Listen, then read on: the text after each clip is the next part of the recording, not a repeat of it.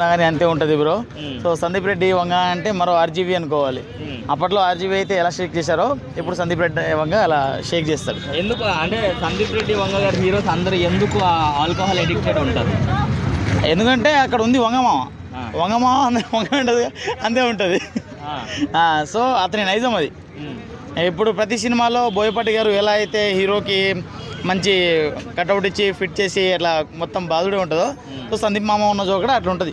అంటే మన అల్లు అర్జున్ గారిది కూడా ఒక సినిమా వచ్చింది, నా పేరు సూర్య నా ఇల్లు ఇండియా అని చెప్పేసి. అందులో కూడా కొంచెం ఆల్కహాల్ ఎక్కువ తీసుకుంటూ ఉంటారు.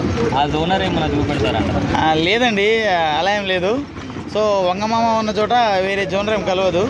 సో దీంట్లో కొంచెం లైట్గా ఏంటంటే అమ్మాయితో పాటు ఉండడం చూస్తుంటేనేమో అర్జున్ రెడ్డి కనబడుతున్నాడు. సో యాంగిల్ వైల్డ్ యాంగిల్ చూస్తుంటేనేమో యానిమల్ కనిపిస్తుంది. సో ఈ రెండు కలిపి కొడతాడేమో అని చెప్పేసి నా డౌట్.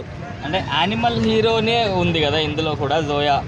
సో సేమ్ అలాంటి సీన్స్ ఏమన్నా ప్రభాస్ గారితో ప్లాన్ చేస్తున్నారంట? ఏమో బ్రో, ఇక ప్రభాస్ అన్న అసలుకే ఇంట్రోవర్ట్, ఇలాంటి సీన్లలో వస్తాడో లేదో తెలియదు. కాకపోతే సో ప్రభాస్ అన్న ఫ్యాన్స్కి అయితే ఒక మంచి బిర్యానీ అనుకోవచ్చు. ఒకవేళ ప్రభాస్ గారు అలాంటి సీన్స్ చేయడానికి ఒప్పుకుంటే ఫ్యాన్స్ ఒప్పుకుంటారు. ఎందుకంటే పాన్ ఇండియా #1 బ్యాచిలర్ కదా, ఖచ్చితంగా ఒప్పుకోవాల్సిందే. ఏం ఎక్స్పెక్ట్ చేస్తున్నారు స్పిరిట్ నుంచి? ఒక మంచి స్టోరీ, స్టోరీతో పాటు ఇక వంగమామ ఉందంటే ఆ నరకుడు బాధుడు ఖచ్చితంగా ఉంటుంది. తర్వాత ఒక వైల్డ్ లుక్ అనేది ఖచ్చితంగా ఇస్తాడు. సో మనం ఎక్స్పెక్ట్ చేయాల్సిన అవసరం ఏం లేదు. మనం ఏం ఎక్స్పెక్ట్ చేయకుండా వెళ్తే అక్కడ మనకు ఎక్స్పెక్ట్ చేయకుండానే ఎక్స్పెక్టేషన్స్ హైలో ఉంటుంది. అది